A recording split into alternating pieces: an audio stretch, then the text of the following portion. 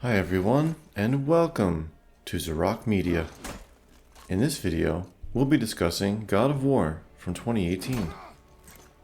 It's no secret that this is a great game, and deserving of the praise it's received for many years now. It took an already popular series that had reached its conclusion, and elevated it even further with a new setting and beginning of a different type of story. As is often the case, it took me many years to get around to playing this. The biggest reason this time is I had yet to play the earlier games to completion. You may be wondering if that is necessary, and I would say it's important to have played through at least God of War 1, 2, and 3. So much of Kratos' story and the impact of the 2018 title won't be as appreciated unless you experience these 3 games, and I would even encourage you to play the 2 PSP games as well. Many moments in God of War 2018 are quite moving with the knowledge of the previous titles. Stay until the end to hear my little daughter's point of view. If you're new to this game or series, what can be expected? This is different from the previous titles in many ways. You control Kratos from a third-person perspective, wielding the Leviathan axe as your primary weapon. Accompanying Kratos is his son Atreus, who uses his bow and arrows along with melee attacks to help defeat enemies. With knowledge from the previous games, this story is great in scale and substance. We journey with Kratos and Atreus as they travel to the highest mountain in the land to fulfill their wife and mother's dying wish. There's a lot of heart and development between father and son in this story, but at first, they don't really know each other very well.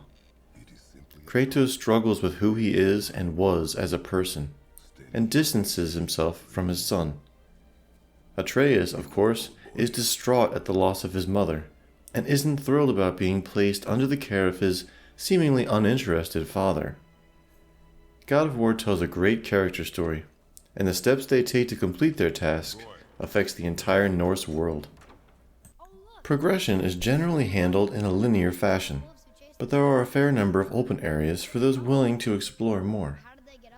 We have a big emphasis on finding secrets and solving puzzles here. If you enjoy looking in nooks and crannies, and practically being a Tomb Raider, you're in luck.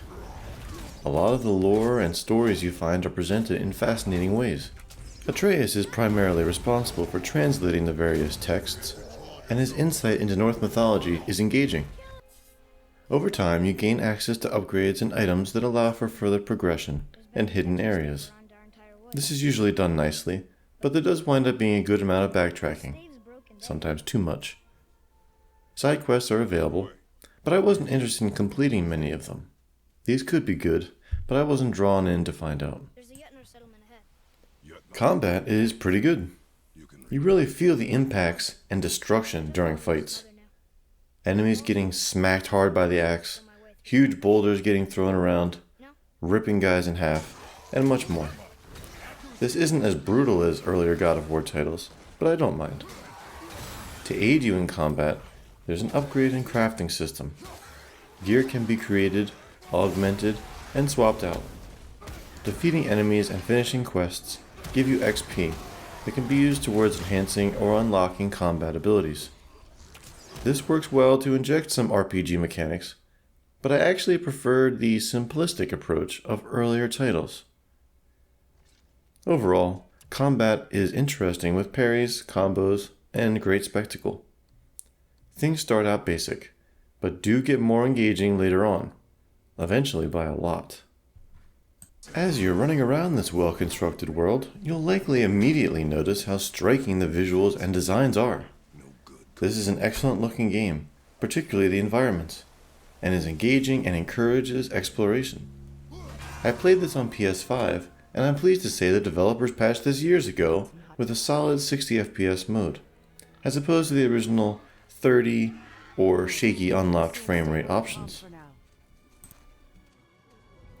I like that the Witch of the Woods has magic. This way. I like how Roy fights. Atreus is cool. Kratos is strong and keeps his son safe. I think you should play this game because there's lots of bad guys to beat up. So, would I recommend playing God of War 2018? For most people, this is a great game and worth playing. The story and character development are the big hooks for me, and I found myself caring about these characters greatly and wanting to see what happened next. It's also a pretty good length, at around 20 hours, although a few hours shorter would have been ideal to avoid some padding here and there. I look forward to seeing where the story goes in the sequel. Thank you for watching. Please let me know what you think of the game, video, or anything else in the comments. I appreciate the feedback. Subscribe for more reviews and a new type of content soon. To a realm beyond your own.